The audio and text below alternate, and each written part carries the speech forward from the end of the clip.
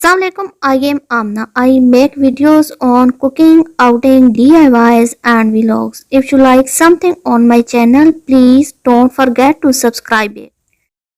अस्सलामुअलैकुम, welcome back to my channel. Allah ताला से उम्मीद है आप सब बखैर आफियत होंगे। आज इस मौजू पे मैं बात करने लगी हूँ, वो मौजू है नेवल ऑयलिंग, यानी कि नाक में तेल लगाने के फ़वाद।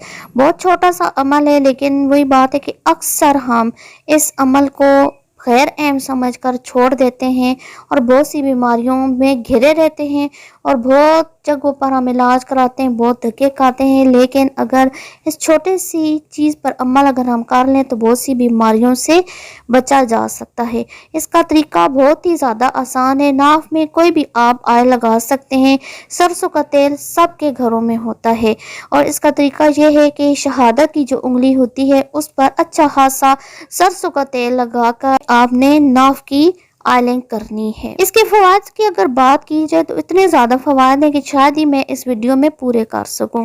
जैसा कि ये बात आपके इल्म में है कि एक बच्चा दुनिया में आने से पहले जब अपनी माँ के पेट में होता है तो वो जो अपनी खुराक होती है अपनी बका के लिए अपनी नाफ के ज़रिए ही सारी खुराक उसके अंदर जाती है। तो ये क्यों होता है? क्योंकि नाफ के अंदर गट्स होते हैं, यानी कि पूरे जिस्म की जितनी भी रगें होती हैं नाफ की उस जगह पर जाकर इकट्ठी होती हैं और इधर से फिर पूरे जिस्म में। तो जब हम नाक के अंदर ऑयलिंग करते हैं तो जिस्म के जिस हिस्से में जो भी मुतासर हिस्सा है इन रगों के ज़रिए वो जो तेल होता है उसके असरात पहुँचते हैं, तो फिर हमारे उस जिस्म के हिस्से के जो भी मसाइल होते हैं वो हल हो जाते हैं। जहाँ तक इनके फ़वाद की तो मोटे मोटे चंद मैं फ़वाद आपके सामने शेयर करना चाहती हूँ। जो सबसे बड़ा फ़ायदा है वो है दिमाग की खुश्की, यानी कि हमारा जो रिलैक्सेशन है वो होती है और टेंशन दूर होती है, डिप्रेशन दूर होता है।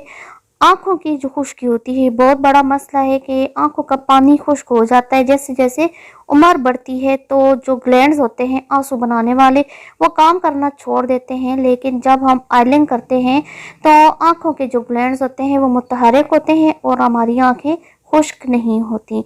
दिमाग की जो खुश्की होती है वो ख़त्म होती है, तो इसी वजह से हाफजा भी दुरुस्त रहता है, हाफजा दुरुस्त रहता है। इसके अलावा भूख बढ़ती है, मैदा ठीक रहता है, डिप्रेशन ख़त्म हो जाता है। नज़र की कमज़ोरी कहते हैं कि इससे दूर होती है और अक्सर जिनके होंठ फटे रहते हैं और काले रहते हैं उनके लिए नाक में तेल लगाना बहुत ज़्यादा मुफीद है और कॉन्स्टिपेशन का, स्टमक का जो भी प्रॉब्लम होगा वो भी इंशाल्लाह इससे हल हो जाएगा। इसके अलावा अगर जिनको एक्नी प्रॉब्लम है, वाइट स्पॉट्स हैं, डार्क स्पॉट्स हैं, जल्द की किसी तरह की भी बीमारी है तो वो नीम का जो तेल है वो नाक में लगाएं, इससे इनके ये मसाइल हल हो जाएंगे। अगर पिगमेंटेशन है तो वो ख़त्म करने के लिए लेमन ऑयल यूज़ करें। फर्टिलिटी से रिलेटेड कोई भी प्रॉब्लम है तो उसके लिए कोकोनट ऑयल यूज़ करें तो बहुत ज़्यादा फ़ायदा होगा, जैसे कि हार्मोन्स वगैरह। आलमंड ऑयल अगर यूज़ करते हैं तो फेस की ग्लोइंग के लिए बहुत ज़्यादा फ़ायदा मंद होगा। आई होप आपको ये इन्फॉर्मेटिव वीडियो पसंद आई होगी। अगर आपको ये वीडियो पसंद आई तो इसको लाइक करें, शेयर करें, बेल आइकन को हिट करें, मेरे चैनल को सब्सक्राइब करें। मिलते हैं किसी नए मुशाहिदे तजर्बे के साथ। अल्लाह हाफिज़।